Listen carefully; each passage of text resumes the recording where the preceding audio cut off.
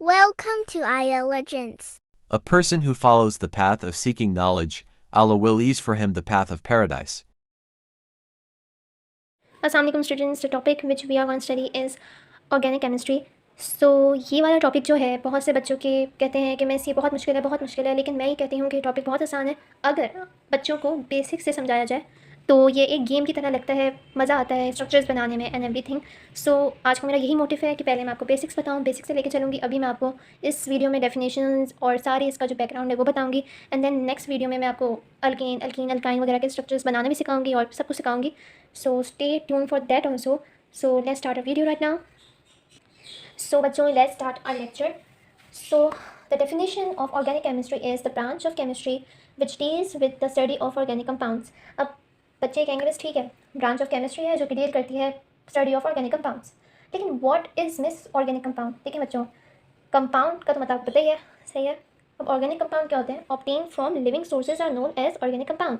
Living sources living organism भी कह सकते हैं और लिविंग सोर्सेज भी कह सकते हैं। लिविंग ऑर्गेनिज्म में प्लांट आ जाते हैं, एनिमल आ जाते हैं, ठीक है जी। और लिविंग कंपाउंड्स के एग्जांपल्स हैं carbohydrate, sugar and urea. And you know that ये सब जो और कंपाउंड्स हैं जो अभी मैंने एग्जांपल बताई, जैसे कार्बोहाइड्रेट, शुगर, यूरिया, ये हमें living organism, humans and everything carbohydrate मिल जाते हैं, यूरिया मिल जाता है, अगर आपने पढ़ा हुआ होगा इसके बारे में।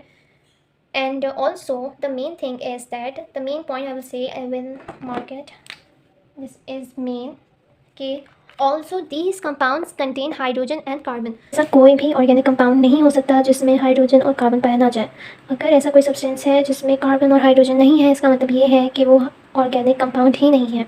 अगर आपको कभी फाइंड करना हो कि ऑर्गेनिक कंपाउंड कोई भी, तो आपको ये देखना होता है क्या इस कंपाउंड में कार्बन और हाइड्रोजन मौजूद है या नहीं, ठीक है। तो इसकी डेफिनेशन भी देख लेते हैं। The compound which contain carbon and hydrogen is their fundamental element along with other elements like oxygen, sulfur, nitrogen and etc. अच्छा, यहाँ तक की जो बात हमने कर ली कि CH तो हो गई होगा, कार्बन हाइड्रोजन मैंडेटरी है, लेकिन इसमें लिखा है along with other elements like oxygen, sulfur, nitrogen। इसका मतलब ये है कि अभी अब आगे जाके देखेंगे भी कि जैसे बेंजीन की हम एग्जाम्पल ले लेते हैं, बेंजीन का स्ट्रक्चर लेके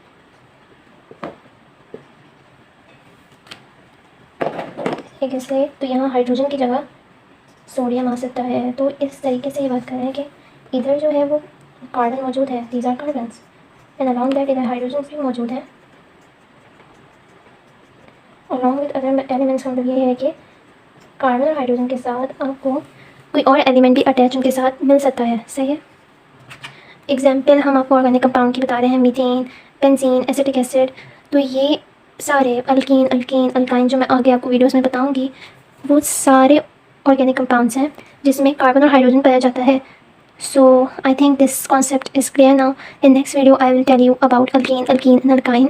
सो stay tune for that and do not forget to like, share and subscribe.